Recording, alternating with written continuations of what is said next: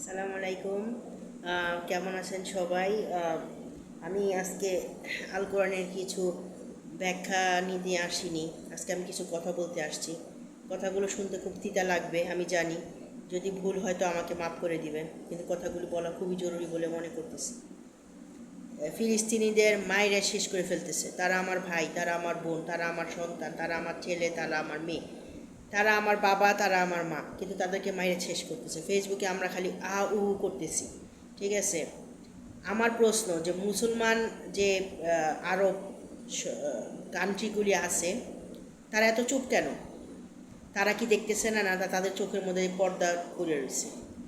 আমার কথা যে আপনার ইসরায়েলি পণ্য বয়কট করার সাথে সাথে আরবদের হজ বন্ধ করে দেওয়া উচিত 1 বছরের জন্য। কারণ যদি হজটা আমি বন্ধ করি, তাহলে তারা যাতে এই হজের টাকায় তারা সোনার টয়লেটও বানাবে না, দাজ্জাল প্যালেসও বানাবে না, তারপর নাইট পার্টি বা ফ্যাশন শো করবে না। এই টাকা দিয়ে যেই টাকা দিয়ে হজ করি, তার যদি 10%ও যদি ফিলিস্তিনিদের জন্য দাঁড়ায়, এই আরব নেতাগুলি যদি একসাথে হয়ে দাঁড়াইতো, তাহলে আজকে ফিলিস্তিনি এই শিশুগুলি অসহায় আর্তনাদা শুনতে হইতো না আমাদের।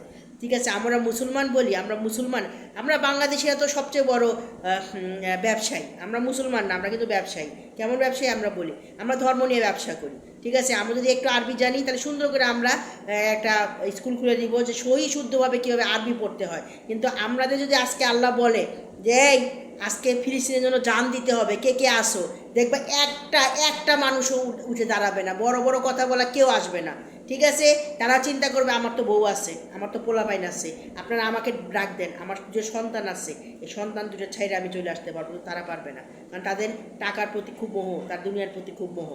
সেইভাবে আরব নেতাদের, তারা যদি একসাথে থাকতো, তারা যদি এক হইতো, একটা হুঙ্কারি দিত, তাহলে তো এই ফিলিস্তিনিদেরকে এইভাবে নির্মমভাবে হত্যা করার কোনো প্রয়োজন হতো না, এইভাবে সাহসই পাইতো না। কিন্তু আরব নেতারা চুপ, সব দিকে তারা আছে কেন? তাদের দুনিয়াটা খুব বেশি প্রয়োজন। তাই সেই কারণে আমি আপনাদেরকে এখনও বলি যে হাদিস আপনারা পড়েন, অবশ্যই আমি হাদিস সাপোর্ট করি, আমি হাদিসের না, কিন্তু হাদিস পড়বো, সেই হাদিস পড়বো যে হাদিসটা কোরআন শরীফের সাথে মিল আছে। আগে ফার্স্টে কোরআন বুঝেন বাংলা, তারপরে হাদিস ধরেন। যদি কোরআন যদি না বুঝেন, তাহলে উল্টা পাল্টা ভুল ভাল সব কিছু আপনাদের মাথার মধ্যে ঢুকাই দিবে, আপনারা খালি করতে থাকবেন। ঠিক আছে, কোরআন পড়ে তারপর হাদিস পড়েন। এই যে হাদিসটা লিখছে কে? হাদিস কি হযরত মুহাম্মদ সাল্লাল্লাহু আলাইহি ওয়াসাল্লামের উপর নাজিল হয়েছে? আপনাকে চিন্তা করে ঠান্ডা মাথায় দেখেন তো। হাদিস লিখছে হচ্ছে এরা, যারা হইতেছে এখন ইসরায়েল ফিলিস্তিনিদের উপর নির্মমভাবে মারতেছে, তারা নিজেদের জানের ভয়ে চুপ হয়ে রয়েছে, তারা লিখছে হাদিস। ঠিক আছে, এই যে দেখেন, আমি আপনাদের বলি, মহিলাদের পুরা মাথা ধুয়ে ঢাকতে হবে। ঢাকার জন্য না ঢাকলে সাপ হয়ে এক একজনটা কামড়াবে। ঠিক আছে, কোন সূরায় আছে? সূরা বলছে তুমি বেপর্দা চলো না, তোমরা মাথা ঢাকার মাথা মুখ ঢাকতে তুমি যদি না পারো তাহলে তোমার কোনো গুনাহ নাই।